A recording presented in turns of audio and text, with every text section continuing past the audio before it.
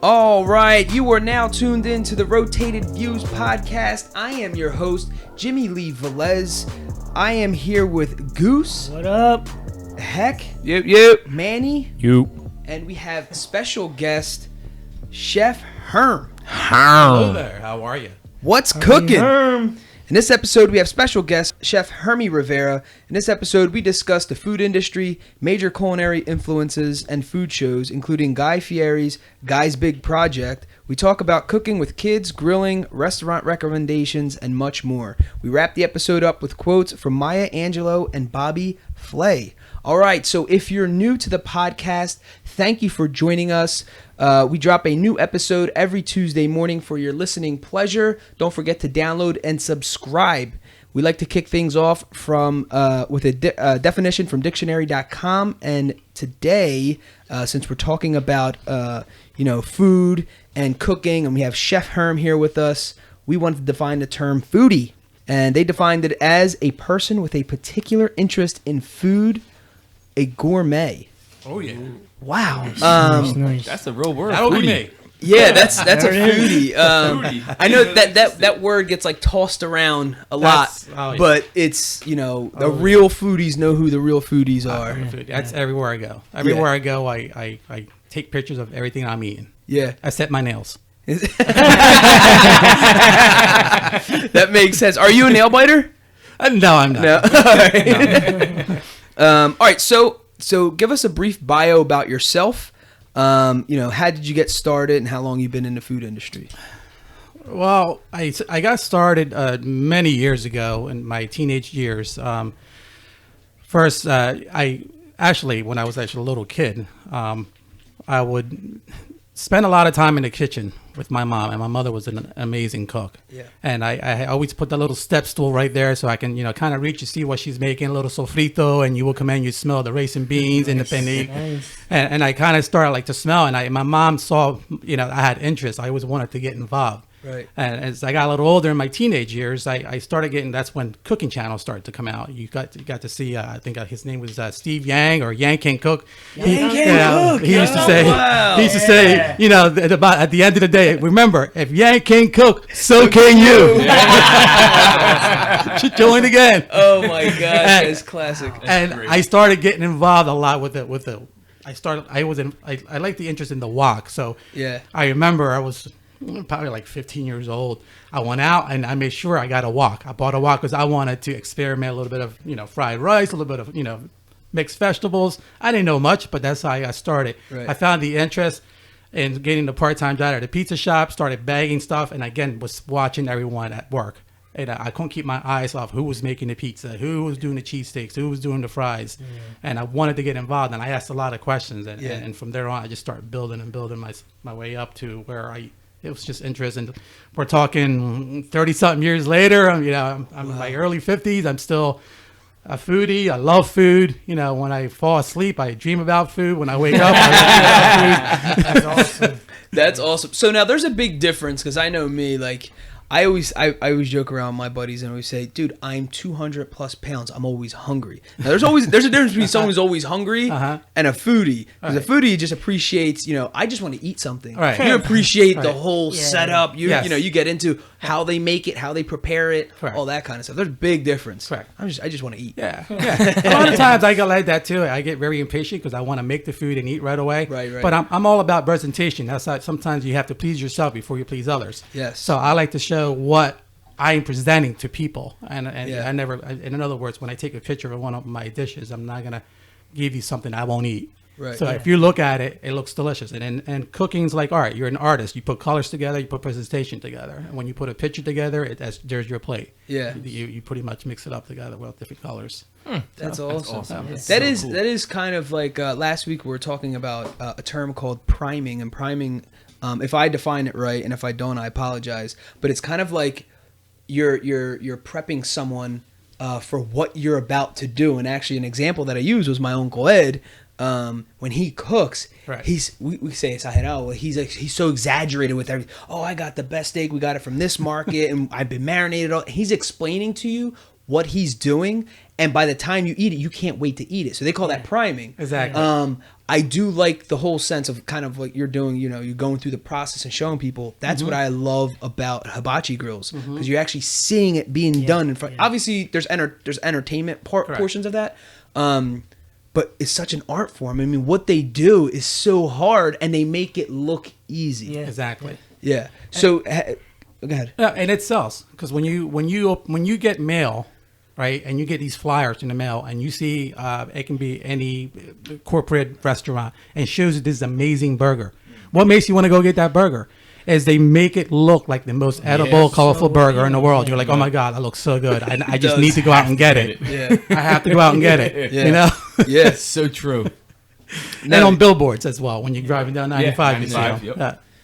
So going back to like the show, you know, the shows and stuff that you watch, was there any other shows? I do remember like early on, who was the Emerald? Emerald wasn't was the big. other one. I knew there was like the other big guy. Yes. We're talking early 90s. We can get into, you know, shows now, but back then it was only like a select few. Like you just had, you know, 2-3 main guys. Who was the guy that said "bam" every time? That was Emerald. Okay. Now, there was a gentleman. He was an elderly guy, he was an amazing cook. And I don't know if you guys ever saw him. His name was Justin Wilson. And everything he cooked with was with wine. So every time he added something, he goes, a little bit of wine. And he would just sit there and put it and grab. And then at the end of the show, just look at this camera, grab the bottle of wine. Just go, okay. Now, I started watching him before Emerald even came out. Wow. It was kind of like a rotation of him and Julia Childs that would come out. They were kind of a rotation. One was coming during the day, one at night, and they were doing cooking shows, and they were awesome. They were really good Now, cooks. it seems that if you have a cooking show, you automatically come out with cooking supplies for everyone to buy. Would you ever, you know, like Rachel Ray has her line, you could tell it's orange, it's in there, and Yeah. I'm not even a cook and I know that. You know? I think it's pretty much a manufacturer of that cooking cookware that goes out and says, hey, we can use your name, you know. Yeah. But hey, I don't see why not. Hey, they can come out and say, Con un Chef olla. Hermie select. The big sartén. Because you know that part is always different from someone else's. A big metal Olla spoon. eats. All right, so explain to us what is Chow, the services you provide, and how did this come about? Chow began about a little bit, about 6-7 years. I kind of took a little layoff from work, and my mind started to work, you know, and it's my passion. So I said I wanted to do something. I wanted to go to people's homes and start cooking, something that I like to do, something that I have passion for. So I started to put my mind together, and I said, how can I get a name out there that's going to make sense? So kind of if you put chow, it's you chow down, you chow, you eat. So I put it together with Chef Hermie on Wheels. That just stands for that way I can come to your house because I travel to you, and I get dressed up in my chef jacket. Which is a very nice chef jacket. Thank you. Yeah. And I get clients and they hire me to do either anniversary parties, or I can do up to bachelorette and bachelor parties, or just catering drop-offs. And then I started my business there, and from there on, I mean, I think every year it's gotten to where it's where I want it to be. You know, it's been successful, and people are still trying to keep up with me because I'm always all over the place. So, Right. Yeah, so yeah, I enjoy awesome. it. Yes, That's it's awesome. Yeah. So you just kind of that concept really just developed itself. It developed itself. I was already doing catering and doing some cooking here and there, but then at the time when I had more free time, I started putting more into it. And then, you know, Chow just didn't come up. You know, I was just thinking of a name. I couldn't sleep. Like, I got to do something. I want to keep on doing this, and I want to cook, and it's my passion. And then finally, I started saying, okay, so I'm going to travel to people's homes and come up with a name, and Chow was invented, and from there on, it's, you know, it's something that I enjoy, I like, and like I said, I tell everyone, why do you have so much passion for it? Like, I have so much passion for it that people have a talent. Right. But it's not a talent if you can't show your talents to people. Exactly. You know, like I go to people's home to cook, and there's times I do it and I could teach the children and kids, and I do it to help out the community as well. Right. But it's a talent that I like, that I also enjoy. Right. It's not stressful for me because I love it. I enjoy it. Right. So it's whatever you have, whoever's out there that wants to do anything that's talented, it doesn't matter. It doesn't have to be with cooking. It can be with anything. If you have a talent, if you can play a guitar by yourself and you know you are talented, go out there and show people what you have. Nice. How did you sell the person on the first, whoever your first client was, if you can even remember that far back? Who was it, and how did you sell them on it? It was a good friend of mine that wanted to surprise his wife for an anniversary along the Delaware River. Wow, perfect. Yes. And he ran into me and he says, he goes, I really like what you're putting out there, the product. He goes, and I said, that you know my food. He goes, yes, you have a great reputation for your food. You're very passionate. I can tell. I love the stuff that you post. And then I said, well, you can hire me. I guarantee that you're going to have a good time and you're going to enjoy the food. He goes, well, absolutely. I know that. So he hired me and we went up to the Delaware River and I made it was kind of a mixture of everything. But he said, what can you give me? Something that we never had. Sell me that product. And I said, well, give me a little bit what your wife, what kind of food she likes. And she says, well, she's into Mexican food. And I'm like, oh, perfect. Well, wait a minute. I said, I'm Puerto Rican, but I can put Mexican food together. Right. You want a little spice to it? I'll put spice in it. But we did a really nice dinner, appetizers. I set it up outside where they had a nice round table. And it was. I still have pictures on my Chow page. And that was one of my first customers. And he still... He praises me. He does a lot for me and puts me out there as well. So that's awesome. So you bring your own equipment, like you say you down in Delaware. So you brought like your own like grill or whatever it is. I bring everything, my own knives, my grill. I bring all my cookware, which is not Selectware, but it's my cookware. And I'm also a licensed. Not too many people know this. I'm also a licensed bartender. I went to school for it, so I can make you drinks as well. Pour drinks for you.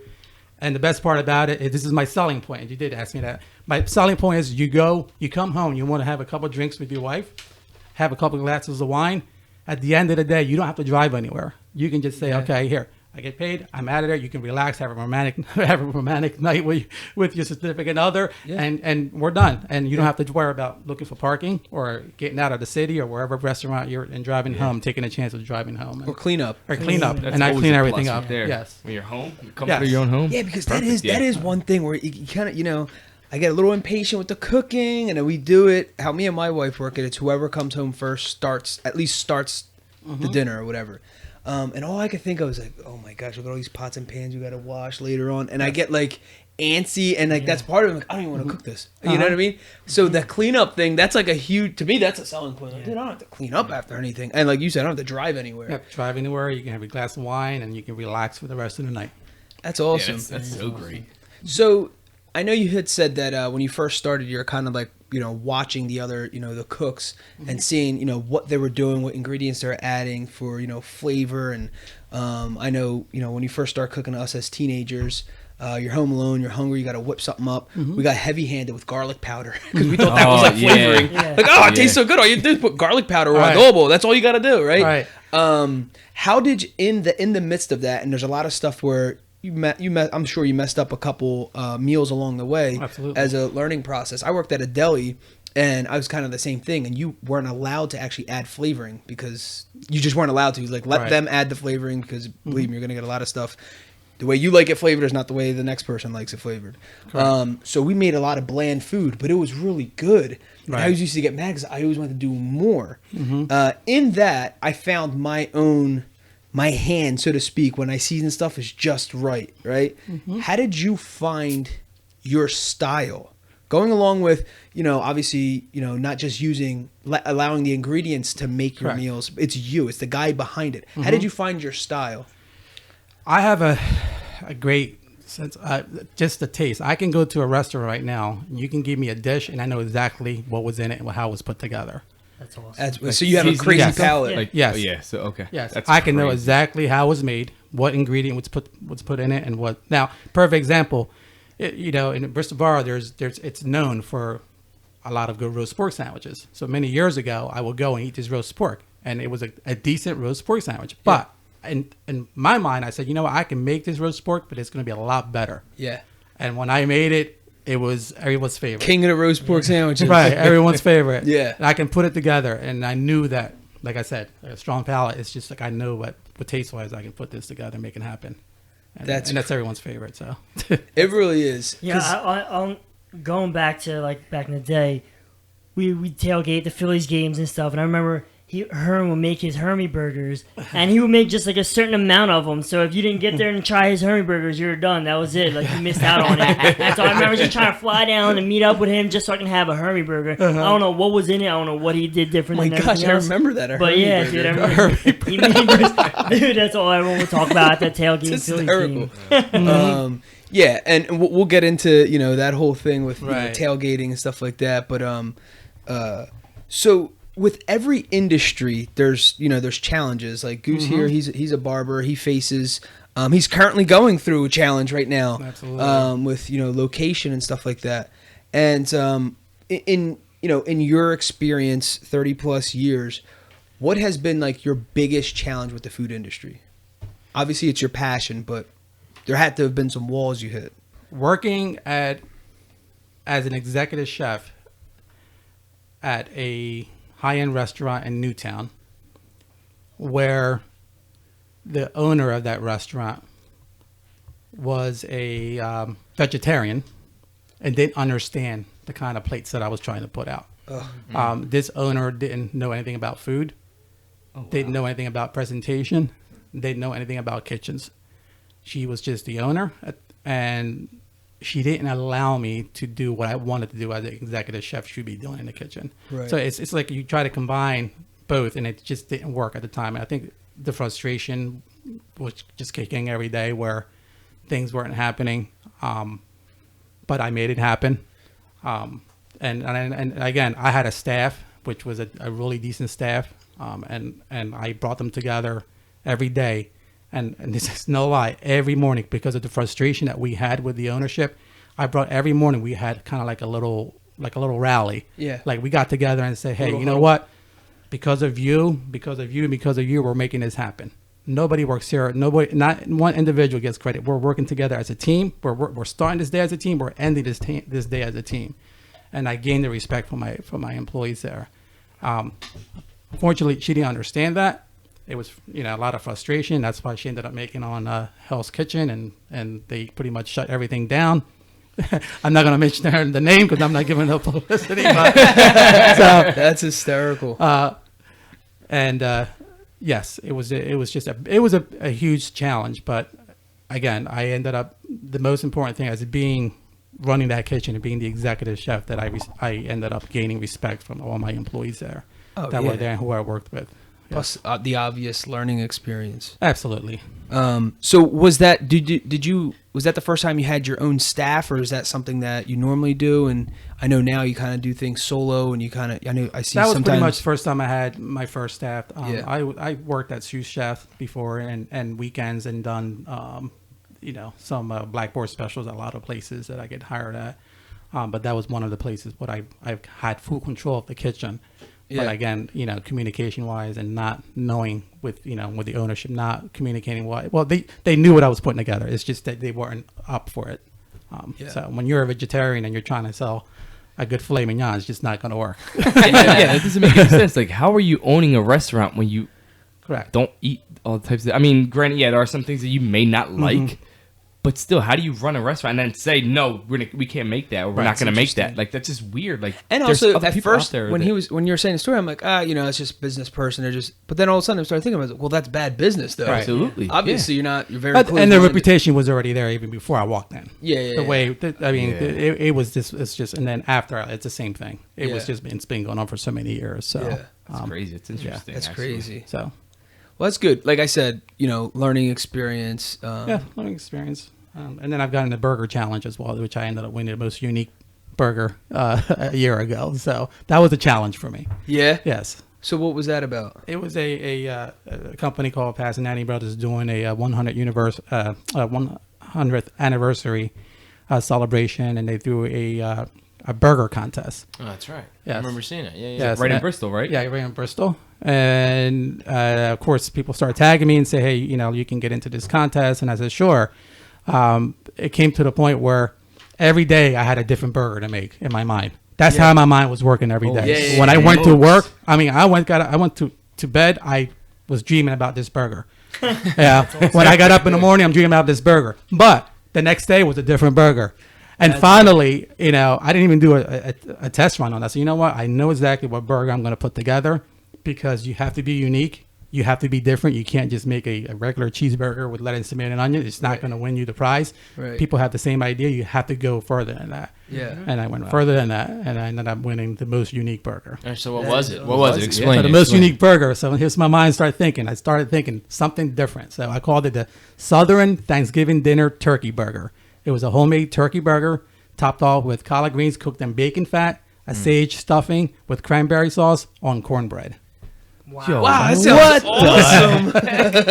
Dude, that sounds the cornbread just finished it off. It was amazing. It was amazing. That sounds awesome. Yes. Now, Not quite a Big Mac. No, it wasn't a Big Mac. It wasn't the Baconator. It was the Herminator. Now, there was prizes. Of course, there was different categories. There was a first place for another burger, and good friends of mine that were also involved in that. Yeah. Did win first prize, but I won for most unique Yeah. burger. And you want to know the prize? What was the prize? 6 months of free burgers. Are you serious? Yes. What the heck? Do you have a freezer? I had a Holy freezer of smokes. 130 burgers. Delivered Oh Wow. my Yes. goodness. That's I great. think maybe more than that. Wow. Yes. That's a great prize to win, though. Yes. I mean, you couldn't make. I mean, what kind of? They weren't turkey burgers. No, they were turkey burgers. They gave you a choice of what kind of burgers you will like. So Okay. I took a variety.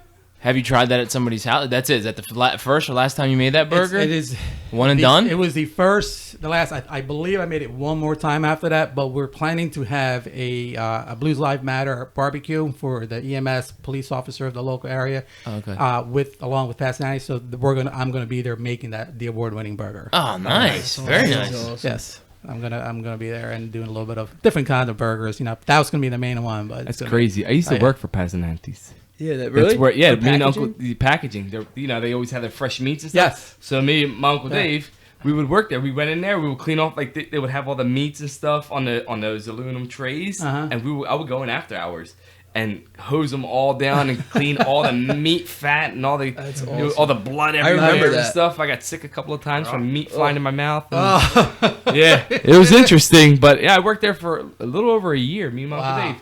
Yeah, Nice. I was like 14, 15 years old. He got me the job in there. Been here so many kid. years. Yeah, As a kid. Yeah. It's 100 years now. Well, I haven't Well, been here yeah, 100 years. yeah. So I know you post a lot of pictures of you out on the field doing your thing with your sons. Now, are any of your sons into cooking, or they just kind of tag along and enjoy it just because you enjoy it so much? They do actually. My youngest just graduated a week ago today, and he is looking at Bucks County Community College to take some cooking classes. And become a chef. Nice. Follow Dad's steps. Yes, my oldest, he likes to cook, but they just love here. My kids, when we go tailgating, we do our thing out in baseball fields, and we go for the Citizens Bank Park. They say, "Dad, why is it that when we go tailgating, you cook for 30 people? You bring 30 burgers, 20 pieces of chicken, like 20, and I said, you never know who's less fortunate next to you, who's going to need a burger or a piece of chicken. Yeah. That one person is walking, just offer it to them. Yeah. I said, it's nothing wrong with that. It's a gift that you have.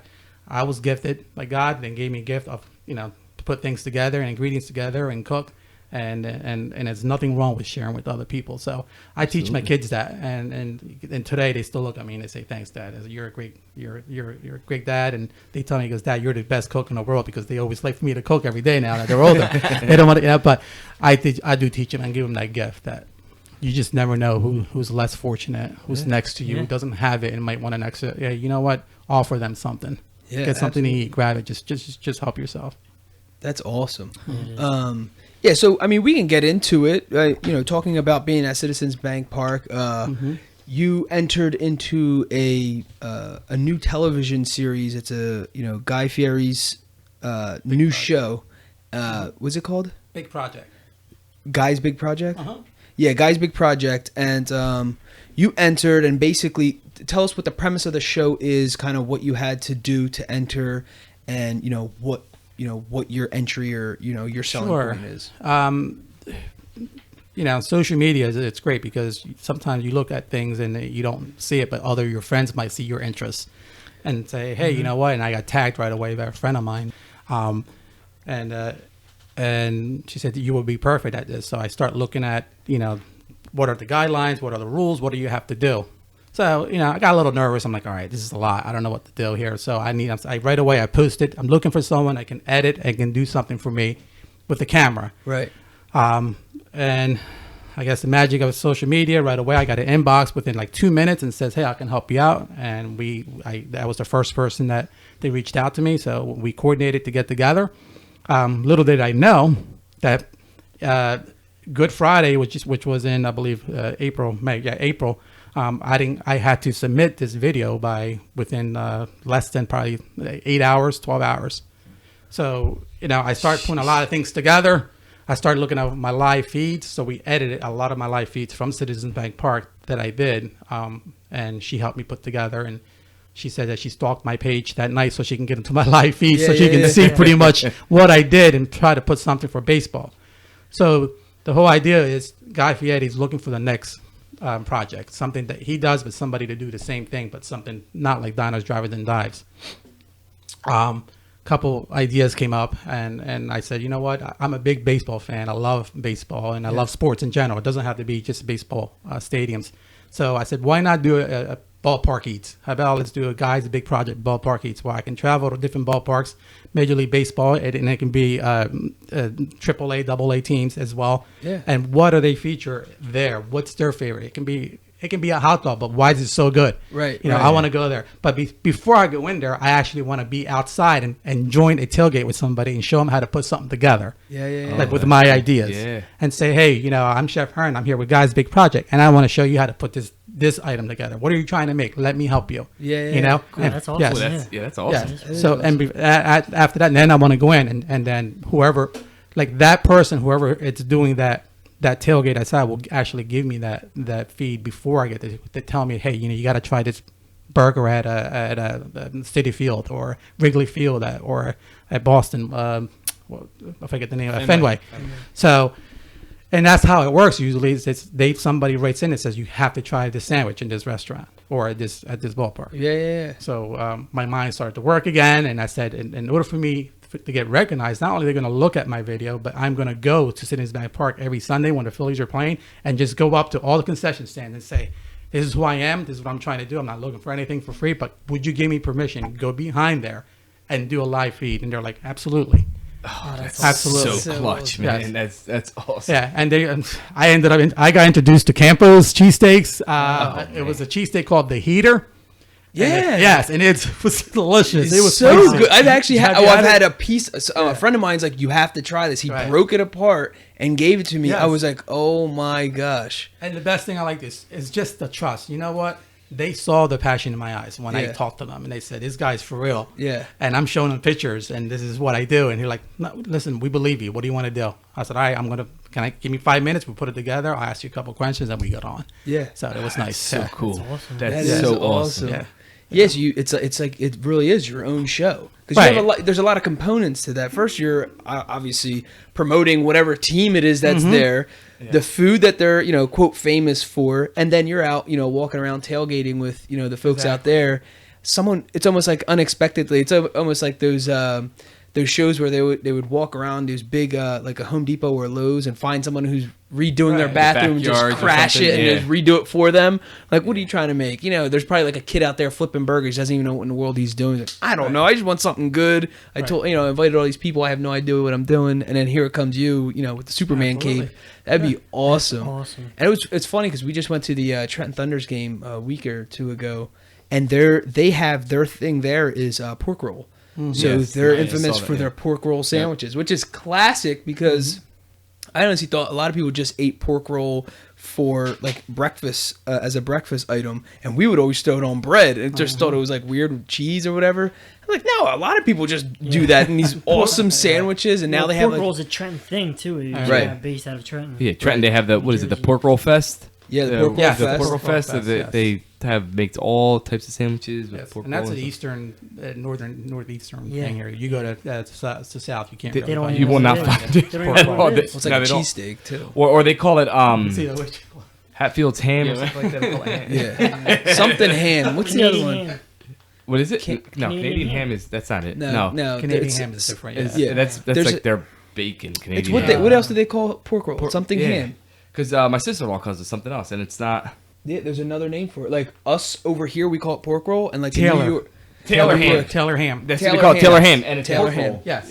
That's And what we call Taylor's it. just a brand. It's a manufacturer, brand, right? Yeah. Yes, Yeah, but it's Taylor funny. ham. They call it That's what Taylor ham. Taylor ham. Taylor's just. Oh, she's like, "Oh, you're gonna put Taylor ham on my cheeseburger?" I'm like, "Yeah, I'm putting pork roll on it." making a Trenton burger, right? Yeah.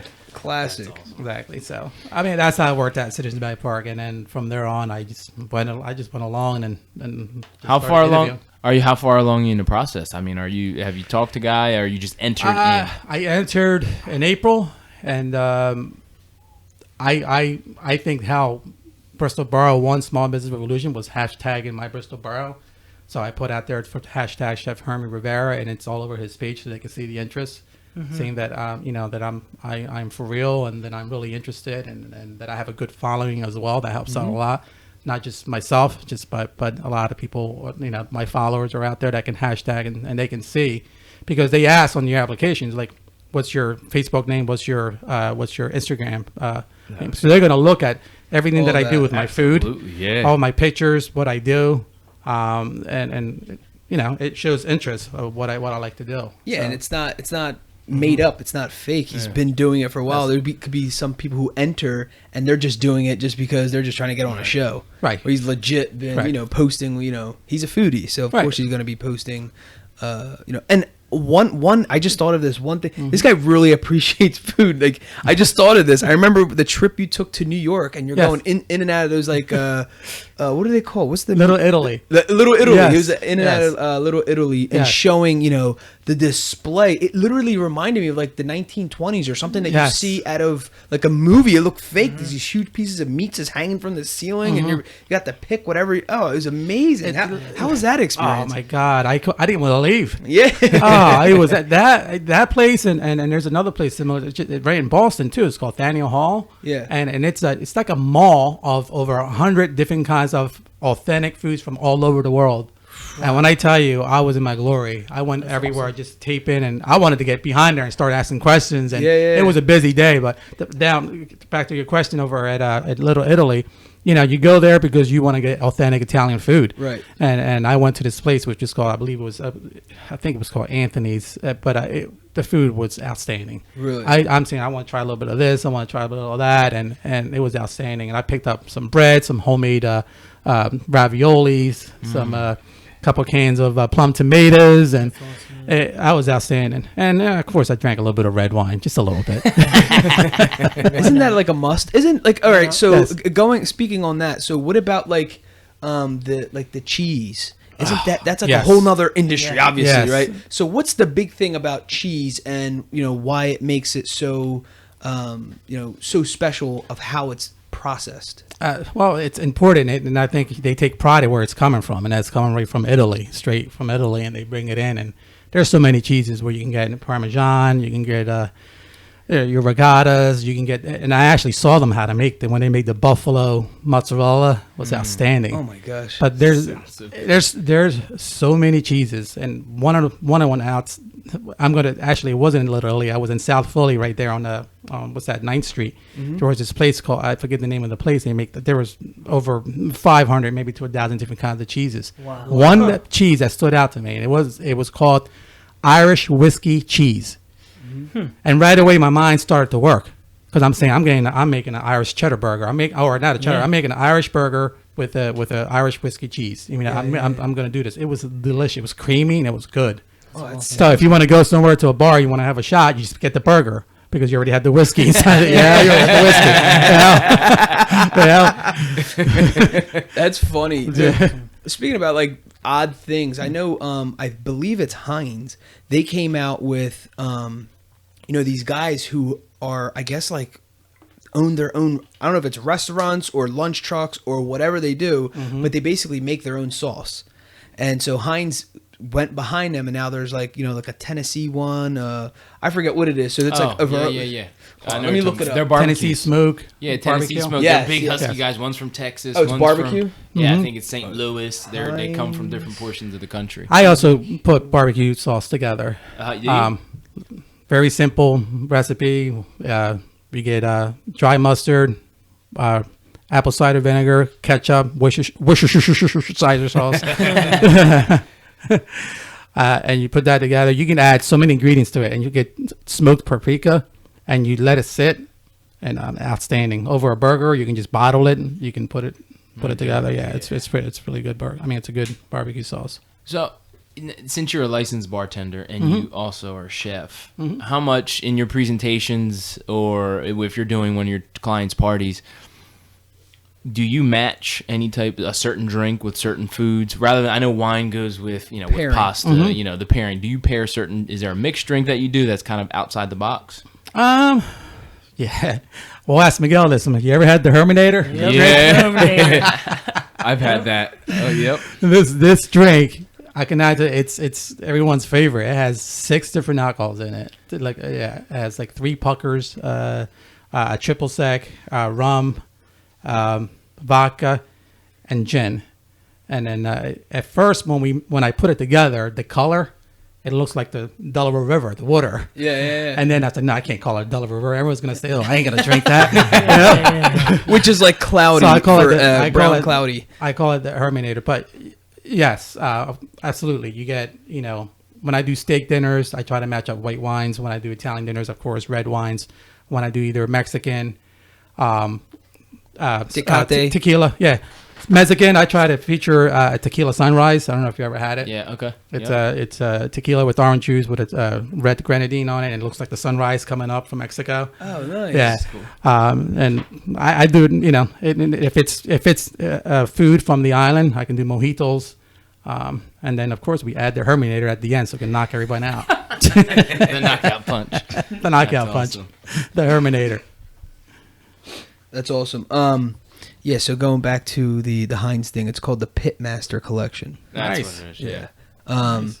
But actually, that commercial is hilarious. The outtakes, they show the outtakes of the guys messing up, bottles flying out of their hands. They're like all nervous because they're chefs, they're cooks. They're not like Hollywood stars. So the behind the scenes things was Now hilarious. that you just said that, what's the difference between a chef and a cook? I'm sure you're all familiar with the Pines Tavern in Bristol Borough. Yes. And one thing I like about the owner that owns the place is a good friend of mine too as well. He's a great chef, I'll say. His name is Larry Warren. He always says, I have a staff back there. When I hire them, they're all chefs. They're not a cook. And it's putting ingredients together that are already when you look at the menu, a chef's cooking it for you. When you come to my house, a cook's cooking it for you. Okay. Gotcha. When you come to a restaurant, a chef's cooking it for you.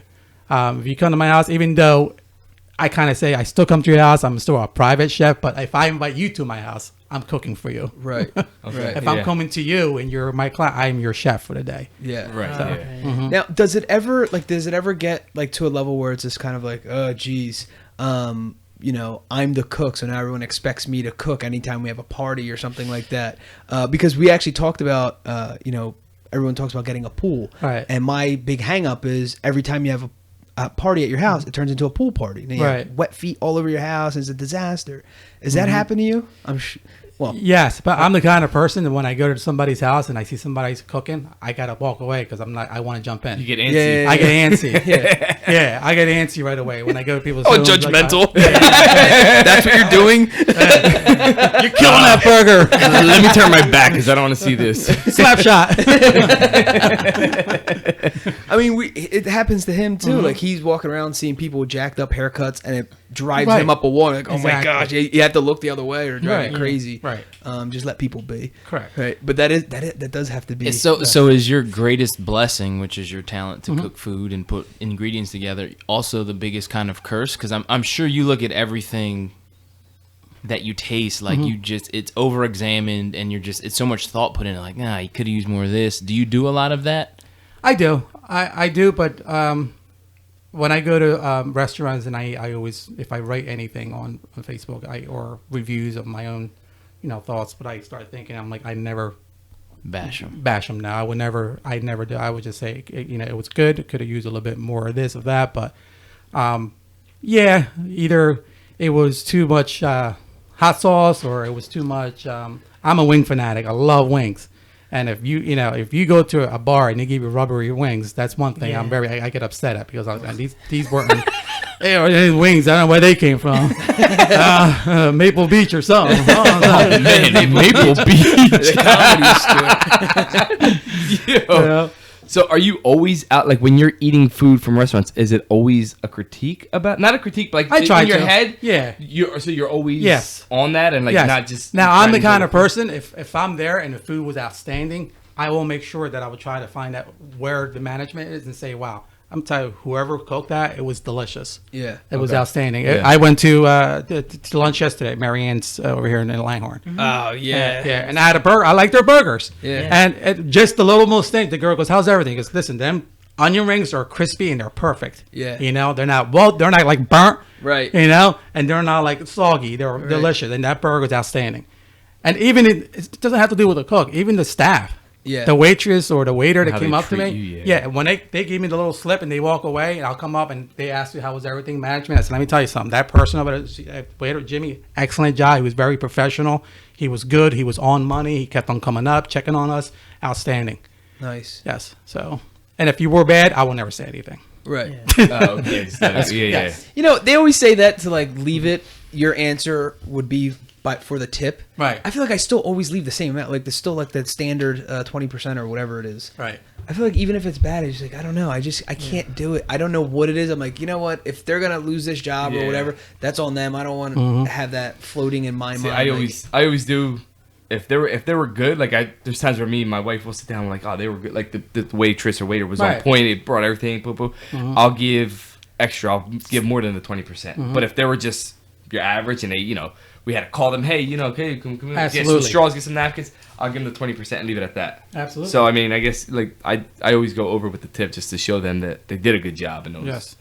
Was there ever a time where it was just like that you encountered like a funny, goofy, or awkward moment being a chef, where something just like goofy happened? You're like, what in the world?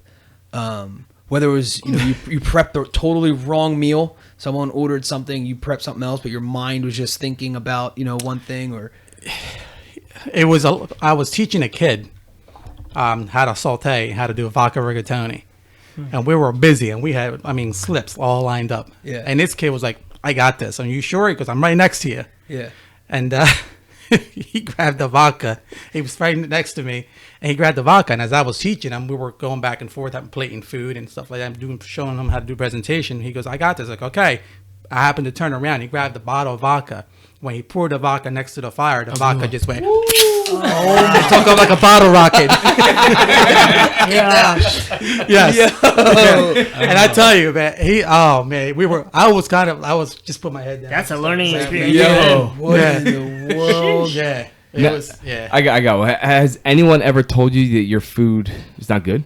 Like, Yes. is it, like some people might not like the way you cook, and yes, you take that. And I appreciate that because it makes me the person who I am today. I think I have to be critiqued. I'm not perfect. Yeah, I will never sit there. I never will ever bash anyone in a negative way. And never do you see me post saying that I am better. My stuff is better than anybody. That's why I call it Hermie's almost famous roast pork, because it's not really a famous roast pork. It's almost famous. People like it. Right. It's just a name. But no, yes, I think I rather someone be honest and tell me that, hey, you know, it was good, but you could have used this or whatever that, and that's okay. I take it as like it's more like a compliment because they're telling me, you know, I know you and you can do better, and it's got me where I'm at today. It's like the putting, you know, food together, and there's days I'm gonna make mistakes. I made them. It took me a while to get that roast pork together. It took me a couple of years to get that recipe together, how I wanted it, and I started inviting my family over on Sundays for football. Hey, you know, try it, and guess what? They were honest with me. They were like, it's good. It's a little too salty. Yeah. I taste a little chicken stock in there. I take a little of that. I'm thinking to myself, okay, maybe I'm doing something wrong. And I tried till I got it where I want it. And I had family come over like, wow, did you change it? And I didn't say a word to them. And they said, did you change it? I'm like, why? I'm like, man, that roast pork was outstanding. I said, bingo, that's why I'm not changing this anymore. This is where I'm going to keep it right here. Nice. Yes. So as a chef, do you still are you still normal and you go to fast food restaurants? Oh, absolutely. What is it about a fast food restaurant? It is the quickness. Obviously, Yeah. you're paying for the luxury and the convenience. Yes, absolutely. But do you have like a favorite? Was it fast food? Yeah. Oh, fast food, Chick-fil-A. Yeah, Chick-fil-A is hands down. classic. Chick-fil-A is the best. Chick-fil-A And is like. Can I tell you crazy. the secret about that? It's cooked. It's deep fried in peanut oil. Peanut oil. That's why it's so flavorful. Yeah. Gotcha. Yeah, it's just And peanut oil. So you know what? I went online and I read, if I'm not mistaken, I read correctly that they bread their chicken, and when they're breading it, they use pickle juice. Have you ever heard that? No. I thought that's what I read, that there was pickle juice inside with like the breading and stuff like that. How they bread Does it that up make and stuff sense like to that. you? So if you eat that with pickle juice and that whiskey cheese, it'll be a pickleback. Pickleback. There A you go. pickleback. Yeah, Your mind does go. He just starts going. Too quick, Yeah. What in He the put world? that way too quick together. That's awesome. All right, so it's summertime, right? What meals do you recommend? Cooking on the grill. Do you have like a favorite? What kind of grill are you using? Like, is it like are you doing the whole smoker thing, which isn't a grill, but what do you use for the outside? Actually, thanks for mentioning the smoker. That was my kids asked me, what do you want for Father's Day? I'm like, I want a smoker. Yeah. I haven't gotten it yet, but hopefully this weekend. And it's good that you can just walk away from the smoker. And my plans are to do, as soon as I get it, which will probably be not this weekend, the following weekend, 4th of July weekend, I'm going to do smoked turkey, ribs, brisket.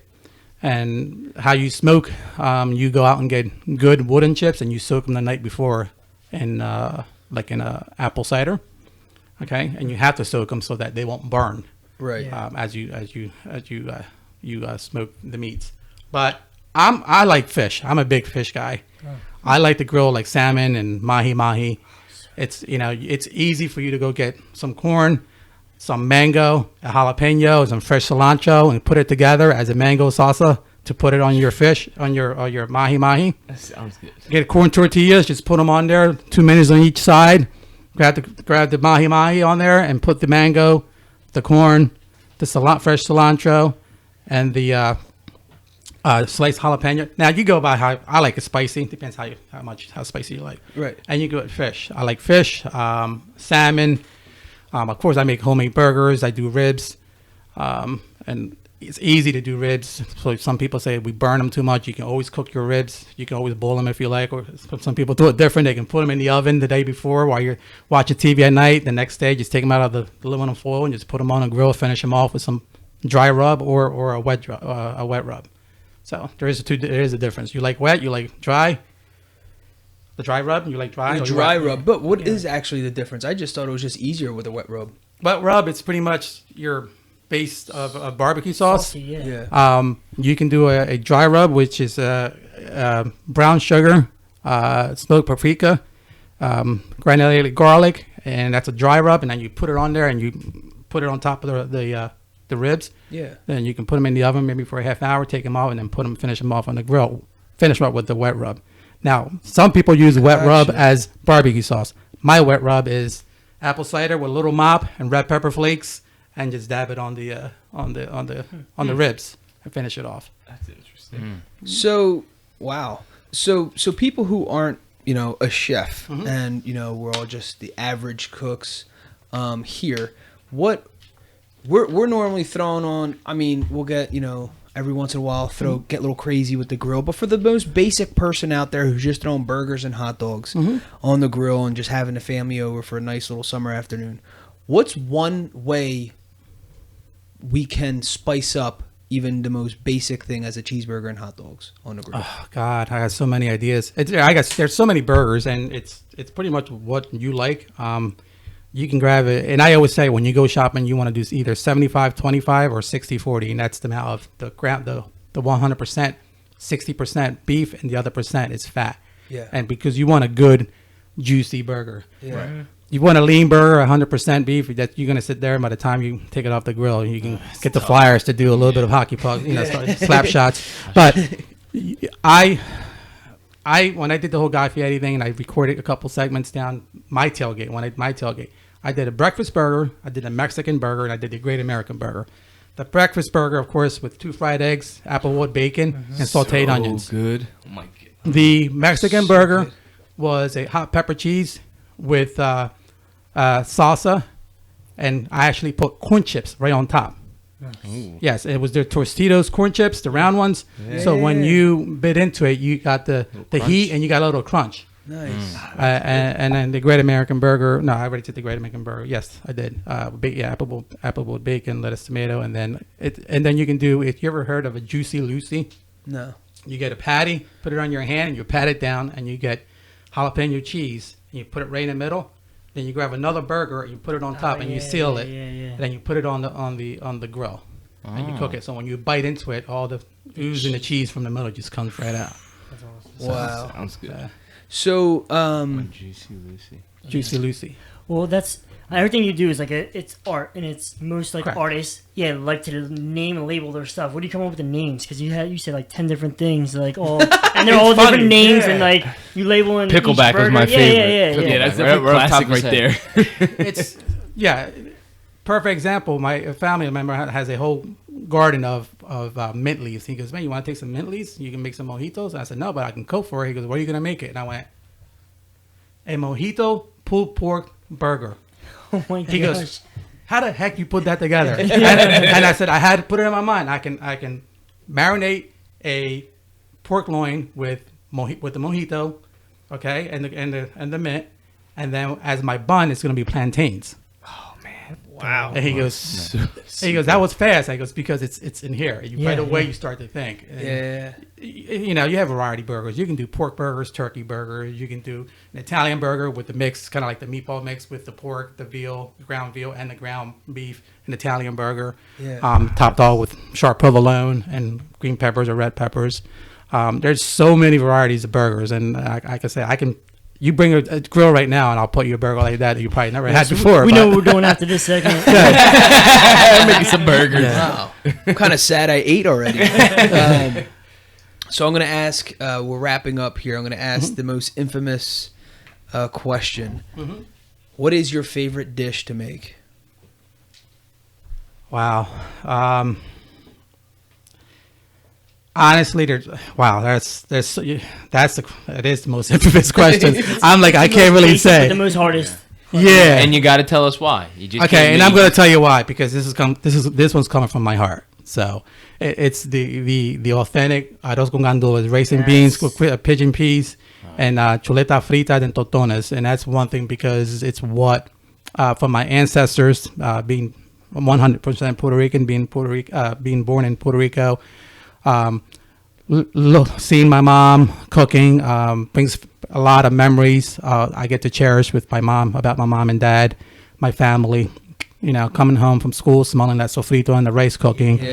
Saturday morning, I'm waking up and I'm excited because Scooby Doo is on, and you come down the steps and you smell the rice and beans cooking. Yeah, man. It's 11 o'clock in the morning. But I authentic arroz con gandules con chuletas and totones, rice and beans with pork chops and Yes. It's so basic too at the same time. that's Yes. my Classic. favorite too, it's just a thing that Yeah, for sure. it's memories. That's from their ancestors, and it's come down to you always pass that recipe down. And watching my mother, taking care of my family, it's something that it's all about love. And when you cook from your heart. And I tell everybody, why do you like to cook? Because I love it. It just comes from my heart, and I enjoy it. And I like to see people happy. If you're happy, I'm happy. Yeah. That's So awesome. That's a fantastic answer. Now, Yeah. now this just popped in my in my mind as you were talking. I know they're related to some extent, but two totally different things: baking and cooking, right? Do you bake a dessert? Or is there anything you provide? Like if someone were to hire you as the chef, a lot of people like a dessert to clear their palate before they start drinking again, because sometimes it's like a little too much. that's one thing I'm not into much in baking. I like sweets, not as much. Some certain things. I can put things together. Yeah. I do have a friend of mine who she happens to be a great baker. Oh, nice. And if anything is I hire her because that's her expertise. Yeah. Yes, There you and, go. and, I like and she that. puts things together, and You guys she's complement each other. she's very talented, and I just like her style. I like her style in baking. Yeah. If I was to do it, I don't think my baking was come out as good as hers, but yes, I mean I would try it, but I'm not sure if you might have a pancake that looks like like a baseball or something. Oh, speaking of which, do you cook Breakfast? Yeah, when you do, yes. well, obviously you cook breakfast, Yes. but pancake wise, because this is always like this big thing. Uh-huh. Do you make your own pancakes, or do you add water only? Box The Pancake batter. inside. I usually try to do the big, biscuit. the biscuit. Flapjacks. Yeah, flapjacks. Yeah. Come in, biscuit. Super basic. I was waiting for some crazy. Easy, yeah. No. Pancakes are the most easiest thing to do. You can do it. You can make them from scratch. Do how you want to put them together. right, Again, it's how you present them. You want to put walnuts on it. You want to put some strawberries on it and be creative. But in the morning, I get up in the morning. I just want to make my pancakes, sit down, drink my coffee, and watch TV. Oh, that's great. That's awesome. But I am a big breakfast guy. I do like to make really good, unique omelets and stuff like that. Besides that, I do. Yeah. Yes. So, last question before we let you go here. Do you have like a place where you shop, specific place where you shop for your foods? Mm-hmm. Now, what about, I want you to speak on seafood, other other cuisines, like if you're going Indian or if you're going Asian, Spanish, are they all different or are they all the same? And Seafood and Asian, I always go to H Mart. Yeah. I like the freshness of their food. Yeah. I get to see the product. I did a paella for a customer of mine for Mother's Day, and I ended up getting these. I mean, these shrimp look like lobsters, these lobsters, and it was a nice paella dish. I'm sure you saw it with the mussels and the shrimp and the clams. So good. Same thing, Asian. I like H Mart. Spanish. It varies. I can go to a local supermarket and pick it up, or we can go right to Bristol to our everyone's favorite. Everyone's favorite. We can get select the wear.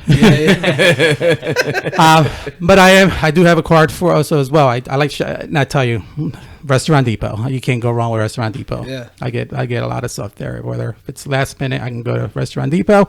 And with my meats, whether it's pork chops, certain burgers that I want to do with fresh ground beef. And other variety of meats that they carry. It's going to be Passanani's.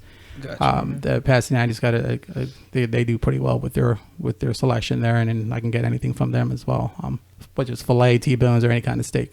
But last minute, I run to Restaurant Depot if I have to. It's my last minute. My last minute shopping, and I try to go in there. I told them every time I go in there, like, you got a tiki bar here for me or what? Yeah. I spend so much time here. I want to sit down and have a beer. Like Norm.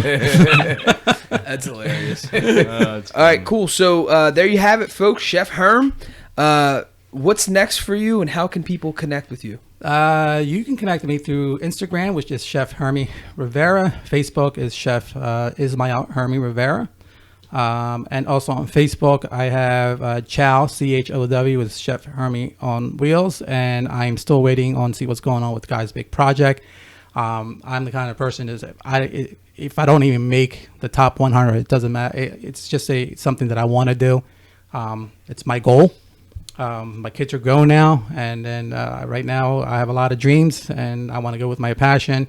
And if I make, even if I make top 100, just to get a little bit of recognition, that you know where I'm coming from, and then and get out there and do a little bit more, with what I like to do and my passion. So that's what I like to do, and go out there and make people happy, and smile while you're eating, and you enjoy the food. And at the end of the day, you shake my hand and say thank you. That was an awesome meal, and I say with great pleasure.